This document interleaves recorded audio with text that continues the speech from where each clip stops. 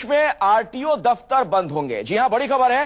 केंद्रीय सड़क परिवहन मंत्री नितिन गडकरी ने ऐलान किया कि आरटीओ में भ्रष्टाचार के अलावा कुछ और नहीं होता है। अगले कुछ महीनों में सरकार नया कानून लाकर आरटीओ दफ्तर खत्म करेगी।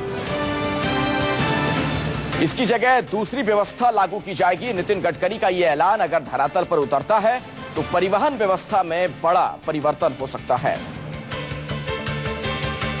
तो आरटीओ दफ्तर में भ्रष्टाचार ज्यादातर होते हैं, ये नितिन गडकरी ने कहा है, और ऐसे में ये आरटीओ दफ्तर बंद किए जाएंगे। लेकिन बड़ा सवाल है कि आरटीओ के समानांतर में आखिर दूसरी व्यवस्था कौन सी तैयार की जाएगी। आरटीओ के जरिए कई काम होते हैं,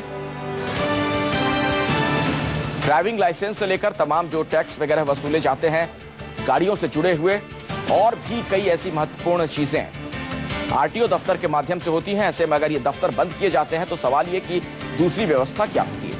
हमारे साथ संजीव त्रिवेदी, हमारे सहयोगी, एक बार फिर से जुड़ चुके हैं इसी खबर पर और ज्यादा जानकारी के साथ। संजीव, क्या हो सकता है फिर, व्यवस्था नई क्या बन सकती है, इस बाबत भी कुछ कह रहे हैं नितिन गडकरी।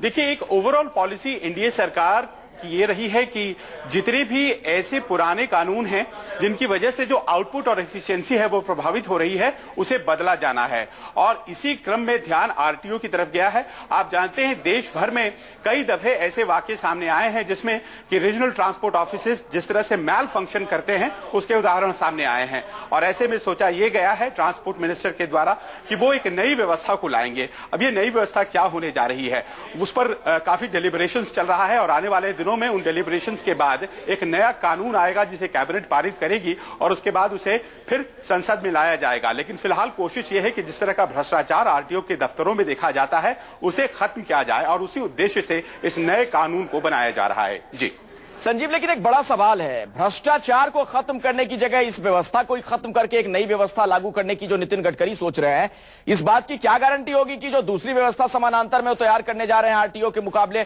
वहां पर भ्रष्टाचार ना हो। फोकस इस बात पर नहीं होना चाहिए कि भ्रष्टाचार को खत्म करें।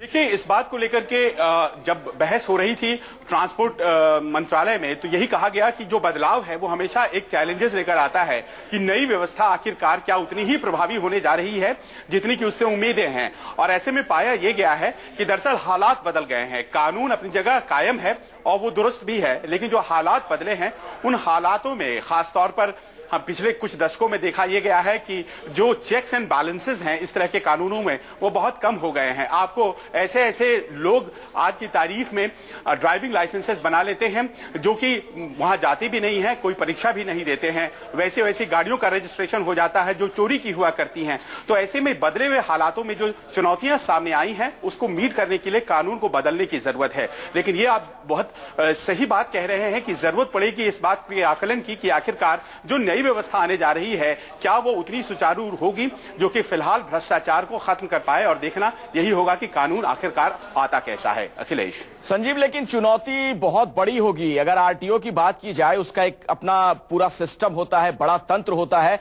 अब उसके सामने कोई नई व्यवस्था अगर लाने की नितिन गडकरी सोच रहे हैं या उसके समानांतर में कुछ ऐसी ही व्यवस्था बनाने को लेकर उनका मंत्रालय सोच रहा है, इस पर गंभीर है, तो चुनौती लेकिन बहुत बड़ी होने वाली है। जी बिल्कुल। देखिए, पिछले दिनों मोटर व्हीकल एक्ट में बिना संशोधन के ई रिक्शे वाले मामले को नितिन गडकरी ने डील किया था और आपने भी देखा, हम सबने देखा कि किस तरह से वो एक तरह से उल्टे ही पड़ा है। एक घटना हुई हृदय विदारक और उसके बाद फिर सुप्रीम कोर्ट ने भी संज्ञान ले लिया इस पूरे मामले का। तो जो बदलाव है वो अपने आप में कितना सुचारू होने जा रहा है, इस पर जाहिर तौर पर ट्रांसपोर्ट मिनिस्टर बहुत ज्यादा डेलिब्रेट करने वाले हैं। क्योंकि आखिरकार अगर रीजनल ट्रांसपोर्ट ऑफिसेज में कुछ गड़बड़ियां हैं जो कि देशव्यापी हैं, तो उन्हें खत्म अगर करना जरूरी है तो फिर कैसी व्यवस्था को लाना है यह अपने आप में महत्वपूर्ण होने जा रहा है। और देखना यही पड़ेगा कि आखिरकार वो जो बदलाव होते हैं वो कैसे होते हैं।